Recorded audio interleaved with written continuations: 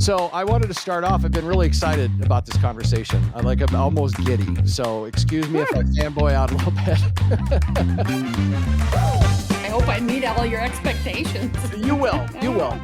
You were one of my turning points in scent work. Did you know that? No. I mean, how little really have we interacted? Not much. Right. Right. So anyway, the first time I met you was at that ORT that Mountain Dogs hosted. Oh, yeah. And you did the Box Mania afterwards. Mhm. And I remember should I sign up for this? I don't even know what this thing is. Containers, this sounds kind of boring to me. But anyway, I ended up doing it because I'm there. I'm going to try this. And it turned out to be transformational to me. So to paint the picture, it was this big open room. And I don't know how many boxes you had, containers. About 100 and something. Like 100 in this huge open building. And you had some hides in some of them. But what was transformative to me was you were narrating what the dogs were doing. And that was really the first time that somebody had done that while I was trying to learn what change of behaviors look like. I didn't know how to read my dog at this point. You use this term, they caught a pathway to odor. And I heard pathway to odor, and all of a sudden, so much made sense. It was just incredible. It really opened something up in my mind's eye. I mean, up until that point, I knew about plumes and less is more, but pathway just made everything click differently. And that was really the first time I was able to see Murphy's odor behavior clearly. So I wanted to thank you for that.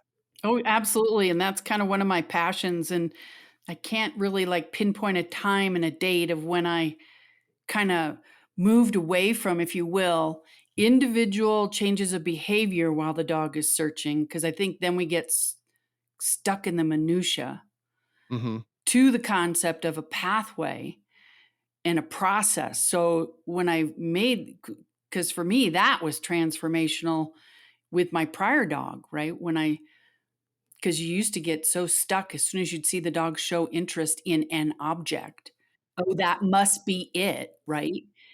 So once I started to look at it as a process that began from the start line all the way to source, that helped me kind of have the patience to recognize different levels of odor collection that the dog was working on the map or the pathway to source. Yes. All right. So let me do the formal intro. This is Alert Scent Work. I'm Scott, Murphy and Kiva's dad, and this is Jill Kovacevich, Zeke's mom, right? Digger and Izzy. Did I leave anybody out? Did I include anybody I shouldn't have?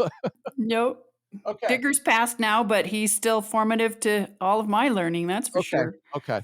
And I want to dig into this metaphor a little bit more because I think that this is super rich for people. How something is said or phrased can be magical and it can make all the difference. And also in that Box Mania, the boxes were a great visual reference for me as the dogs worked around them. And another term you used in that process was, they're collecting information. And again, that differentiation of this process from the start line to sourcing, they didn't know where it was yet, but they were picking something up. And that subtlety I had never really recognized before. They'd go sniff a box. And then I think moving around the boxes because they were all the same kind of helped me see maybe what was going on a little bit more vividly, if that makes sense. Oh, yeah. Yeah. So some of that collection of information goes all the way back to working with Ron Gaunt. He was major formative in my very early years, and he used that phrase, collection of information. And then the other phrase he used was the conversation the dog is having and the communication the dog is giving you while they're searching. And I can remember many, many times going, well, that's fine that they're doing collection of information, but would they just get busy and go to source? Yeah, give me that trained final response. Right? Yeah, just show me the answer. Why do I need to do all of this calculation on the way?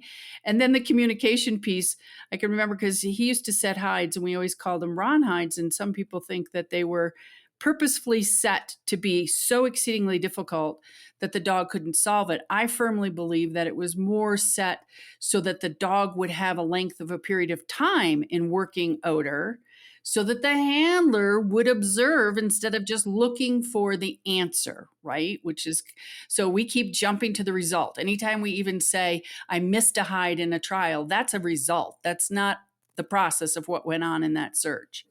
I want to expand on that metaphor, pathways to odor, just a little bit more, because to me, a part of what happened there was some pathways are like an interstate to source. You're at the start line and your dog you don't even really, you might see a little nose twitch or head, but just straight to source, right? So that's like an interstate. And then some are a little less obvious, maybe a country road that meanders a bit. And if you've ever been lost out in a country road, like, where am I? I don't quite, what road do I need to take to where I'm trying to go? Sometimes that's a little harder. And then some are like a hiking trail that could be really faint. Maybe they get lost in the overgrowth, like these big clouds of odor that are just like, bushes and stuff that's tough to get through. And sometimes you get so far in that brush, you don't have a trail anymore and you got to work your way back to those trails. So that's like what my brain did with that pathway to odor thing that helps me better understand maybe what I'm seeing with my dog, why some are so confident and why some take a little bit more figuring out. Well, and I think that part of it is as we come up through the ranks too, right? All the way from ORT up to 3, certainly. And even then at elite, we have that 9-second expectation, right? So Yes. we've called enough alerts that have been the dog just barely even gets in there, right? So I think part of that is what we build as our expectation as a handler coming into those more complex odor puzzles. The other thing that I've heard you say is that odor gives off these tendrils. So, pathways to source, you call the tendrils the little pathways. And that also helped me understand how multiple pathways might exist. This idea of this slender thread like, like plants, like climbing plants like pea vines or grapevines, how they have all these tendrils that come off the main vine, but they eventually connect back and then eventually they'd go back to the plant. Sometimes those break off, right? And now they don't go anywhere. Like, again, that whole pathways and tendrils has really helped me in my mind's eye figure out maybe what the dog's doing. Well, and especially when we start to talk about pooling and trapping, what we're doing within a particular search, and you can, set that up purposefully. But the concept is just that I have disconnected some quantification or collection of odor from its source with objects or a corner or something like that, right? So odor has moved away from source sufficient distance, and it might even be fairly close, but it's just the environment is really prevalent there in terms of breaking that direct pathway back. I want to get into your origin story. So what was it about scent work that just lit Oh, you up? for some reason, it made sense to me as a handler Mm, because I've always struggled with like shaping obedience, right? I'm not a very patient person. I was not not a natural dog trainer, let's put it that way. the other Yeah. sports just didn't make sense. The dog training didn't make sense, but for some reason, the scent work did. And I think it was elusive enough in its requirements, right? That I was on even ground with every other dog trainer. Right, because it was So like so new at that point. oh, yeah. So the CDPTP, ABCDE, whatever initials anybody had after their name that qualified them, and they're wonderful people and they have great depth and behavior. This isn't a slam against any of that. But I was able to then say, oh, none of us know what the dog, right, Yeah. is perceiving at any particular point in time. So, and I've kind of been that way ever since. That as soon as we start to talk about changes of behavior or behaviors of the dog during a search, I become, oh my gosh, let's look at the process. I don't want one. I'm not good at looking at my dog's ear flicks. I'm not good at looking at my dog's tail wagging and what that might mean and grabbing some kind of consistency or correlation to, oh, it's an edge. Do you see that when your dog got out to the edge, their tail went up, or when they're on, So again, for me, it was really the wonderment of the process that they do to go from wherever you release them to find source. I mean, that's Yes. just amazing. Just still to this day, It is, isn't it? all for a toy, all for a tug on a toy or a cookie, or even a good dog praise. It's just And when you put freaking that amazing. odor out there and the wind's blowing, towards you and they're going parallel to it and they just do that snap, It's and just it's amazing. it's 40 feet away. You're like, how did that even happen? Yep. Which is one of the reasons I love watching dogs at trials. Like, competing is a lot of fun for me, but I also have a lot of fun watching the trials as well. So Well, and that's one of the real, when you can get time to do that, it's really, really important. It's going to make you a better self trainer. and it's going to make you so much more able to honor your dog in this sport. I want to talk about you're heavily involved in the world of NACSW. Correct. I've primarily participated in AKC, a little bit of UKC. I did the ORT, have yet to be able to do an NACSW trial. You're a certified nose work instructor, you're a trial judge, trial certifying official, your company Mountain Dogs LLC. You host several trials a year in Colorado and surrounding states. So I really want to tap into your knowledge for those who are listening like me, who maybe are not familiar with NACSW. And I want to start with one of the differences is you have a judge, which we get in AKC, and then you have a certifying official, but they do different things. What does each role do? Actually, in AKC, it's a combination, and they do both the roles of certifying official and judge. So they're the hide setter. They're also there to oversee and make sure that the event is going according to AKC rules. And they're also then judging. So we do have, or we did, we've changed the rules within ACSW. We could do an element trial, which is just containers in a half day. So it's kind of like a mini trial, right? Mhm. And we, in the past, we had our COs also act as judge, right? And I can tell you from that experience of judging my own hides I have set for a trial at a trial level appropriate for my competitors, right? Boy, that's hard.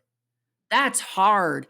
You become very married, right, to your hide. You also then become very enthusiastic about wanting people to pass, All right? right, So 'cause your yeah, objectivity just becomes a little interesting. murky. So let me get this straight. So COs, they set the hides, and then they're Correct. kind of responsible for how the trial's running. Is that correct? Correct. And we have a whole division for certifying officials for us to have education. We have oversight so that we have our fearless leader, Jean Richardson, who oversees our department. So she will literally look at, if you go to the debrief videos online, she will look at those and look at your results that you had from that particular Mm, trial, mhm. as well as the hides you set and the search areas you set. And we're really working towards not a what do I want to say? Not a structured consistency that says you must adhere to this. It needs to be more flexible because we understand that the environment and everything that happens for any one search is so flexible and has so many variables, but at least get some consistency so that if someone is doing an NW3 on the East Coast with NACSW, they're getting very similar, very close to that same level appropriate searches. And that's the way I like to explain it, as you would in California, as you would in Colorado, as you Yeah. would in Iowa. And then the judge, that is somebody who has had a working detection background, and they're the ones then that sit there and evaluate. Well, I think one time you said that judges don't judge dogs, they judge odor.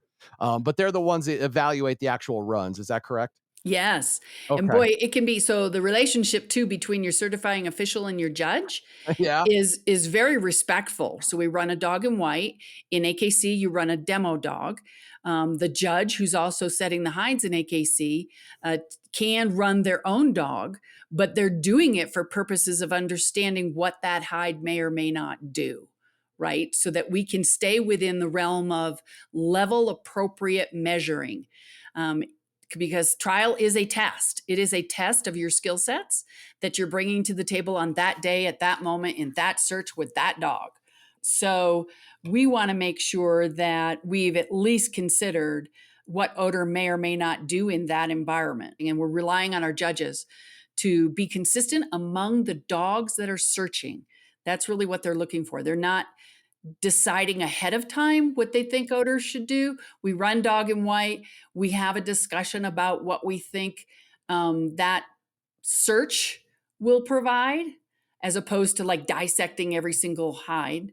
And then they start to watch the dogs and do their judging accordingly. And they're not perfect. As judge, I've given, yeses where I went, oh, That Mm. probably should not have been a yes. And then once I give one, then it's like, okay, in fairness, I can't now go back to a no. And then we are also very good about if, as a judge, I give a no, and then later on it becomes very obvious to me, maybe it's only 2 dogs later, right? That that's a hard indication by the dog. They're telling me whatever's going on, that's where the decision's being made. I may call my CO in and say, hey, I just gave a couple no's. These should be yeses. Oh, Yeah. So we huh, can actually change that. Yeah. that's cool. Yeah, because you can Yeah. continue to search even if you miss one. Right. And we'll Yeah, let our got it. handlers know. And obviously, Yeah. what goes on in Vegas, we try to have it stay in Vegas because it gives the concept, oh, you guys really don't know what you're doing.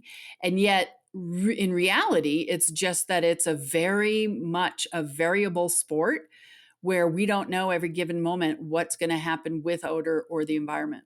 This is my selfish question. Like, it's my podcast, so I get a selfish question, and nobody else listening might care about this. I really love volunteering at trials. To me, it's just as enjoyable.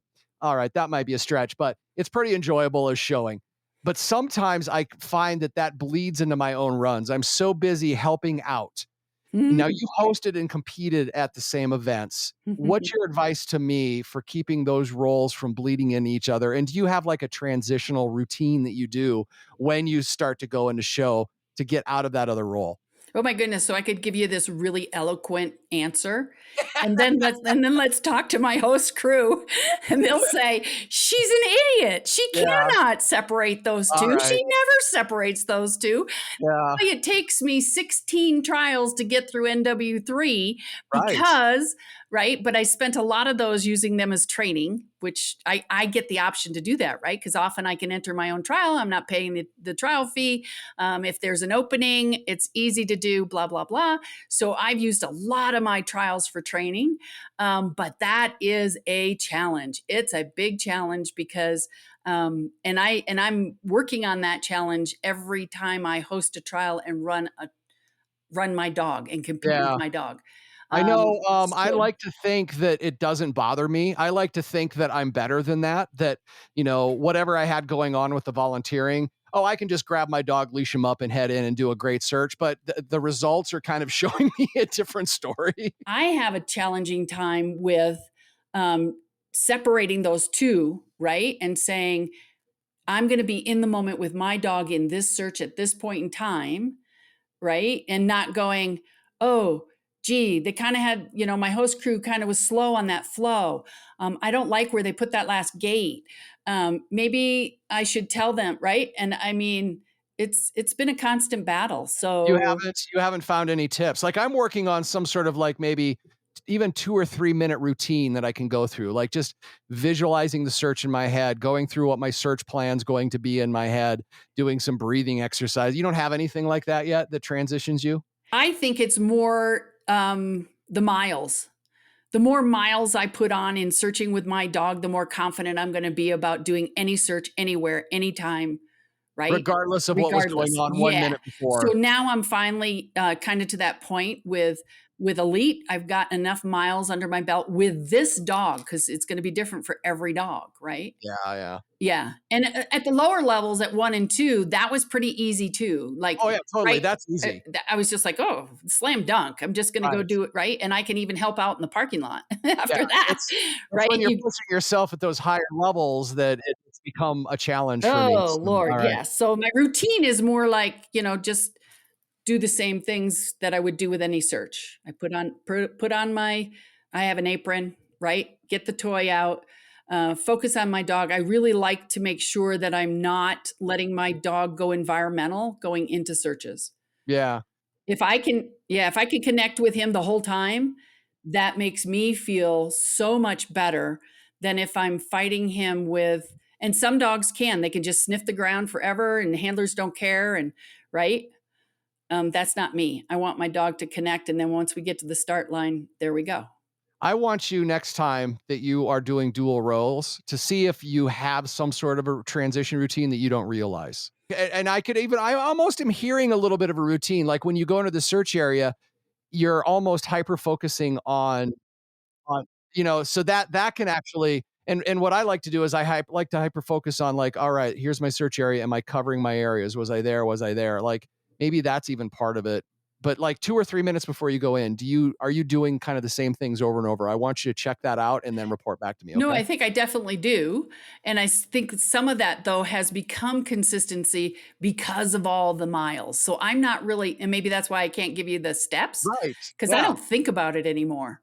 It's as soon as I put on I put on the collar that is our search collar, and I grab that leash and I put on my apron, and I've got the toy in the middle and the treats in the first pouch. It's all business. And I even get weird about talking to people. Like Yeah. Yeah. like, I don't you don't need to tell me the story about the search. No, and I have that superstition too, like, when people come out of the search I'm going into, like, they'll give you the thumbs up or thumbs down Yeah. if they've done I do not I will talk to people about their searches all day long, but I will not ask them when they're coming out because I don't wanna know. I don't No, I wanna don't know if wanna they're know either. successful or Yeah. not, and that's all Yeah. we're supposed to talk about, but I just Yeah. don't wanna know at that point. Yeah, I So, yeah. actually seclude myself in my vehicle. Oh, do Like you? oh, yeah. Alright, well, there's part of the Yeah. routine. You seclude yourself for a few Yep. minutes. I try to make I write my little parameters. I go in, I try to remember how many hides I got, and I come out and I actually try to say where they were. Got it. Yeah. All right. Well, pay attention to that routine because I would love to know if Okay. you have some insights for me. All right, Jill, it is time for 7 questions. It's a little quick Right. fire segment. I'm going to ask 7 questions, just looking for 1 or 2 sentence answers, whatever Oh my comes to god. your mind, whatever is top of the mind. This is going to be very revealing about you. This is gonna be really hard, guys. I have no idea how to shut up. All right. Well, so just try 1 or 2 sentences, Jill. I have Okay. faith in you. What All are right. 2 sentences? When you're judging beyond seeing competitors succeed, you love it when The dog works Odor beautifully. that's beautiful, isn't it? What's one thing you wish more competitors knew about being a judge or a certifying official? How passionate we are about nose work as opposed to the results. All right. I like that. What's your dog's favorite reward after a great search? Your dog. And get specific here. If it's food, tell me what kind of food. Tug. It's actually a fleece tug, but I have a new ball. It's a chuck it ball. It's huge on a rope that he's decided he loves. So it's really hard to carry into the search though. So, All right. but One I'm piece of trying. advice you give to your beginner self in scent work. What advice would I give to my beginner self in scent work? I know it was a long time ago, but to No, try. hang on for the ride because this is going Okay. to be a lifetime.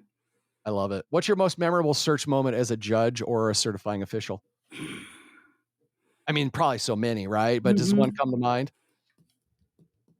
I just love it when the dog is working so hard, makes their decision, and the handler is confident enough to call it. Yeah. The Yep. communication is just on point. Yep. Like, right? Yeah, that's Exactly. great. What is something that you love seeing in a team, even if they don't cue? And this is Oh. getting at sometimes, our runs are successful, but there are beauty in all of them. The bond, right? The bond and the mutual trust. And it can just be amazing because you may have a dog that wasn't all that successful based on our standards of success of finding source. And that handler just supports that dog and loves that dog and That's honors the great. dog. Give us a piece of advice that really stuck with you in your own journey. You can't break your dog. That's good. That's good. Thank you for that. I need that. I'm about to tear up, I think, if I Right? hear that. Yeah. Yeah. The best compliment you ever gotten at a trial, either in an official position or as a competitor. Amazingly caring for the dogs and the handlers. So making sure that our events support our teams. If your dogs could talk, what would they say about you as a handler? Get out of my way. Oh my God. Turn off her brain. And I don't know, do they have distractors in NACSW? Yes. So at So AKC, there could be toys or it's dog items. And I've asked my AKC judges, do you have a signature distractor, one that you tend to take with you and use a lot? Do you have a signature distractor? so we don't have intentional distractions in the search outside of a container search. Okay. So in the NW2 containers, NW3 or Elite and Summit, we will put food in our containers during a container search. All right. So do you have a favorite food item that you like to put in those containers? Like Okay, what is it? barbecue beef. Okay. Yeah. Jill, thank you so much for joining me on Alert Scent Work. I really appreciate it. If you want to learn or connect with Jill, you can find her at mountaindogs.org. You could also check out courses at scentworku.com, or you're also at dogsofcourse.com. Do you teach online elsewhere? So, no, actually, I will be launching something out of mountaindogs.org, but that's about it. Cool. And then you're also part of the Canine Scent Fix podcast, which I've just binge watched, listened to lately, and so many great conversations between you and Alex. And it's just so insightful. I take notes. So, well, and our whole intent there is to really try to be more inclusive, be more accepting of all of the venues of nose work. I mean, it's just so amazing. This activity, this sport, participating in doing this with your pet dog is so huge. It can be life-changing that we want to make sure people feel included and not excluded. Yeah, that's what we're trying to do here. That's what I'm trying to do here as well. Because everybody plays for a different reason, and let's include all of those, and let's include all the dogs and all the handlers. So I love that we have similar missions. Yeah. Jill, thank you so much for joining me on Alert Scent Work. I really appreciate it. And if you like this conversation, be sure to subscribe to Alert Scent Work wherever you get your podcasts, or you can go to alertscentwork.com for more information. Thanks for listening. Go have fun with your dogs, and I'll see you at the next trial. And thanks, Jill. Thanks, everyone.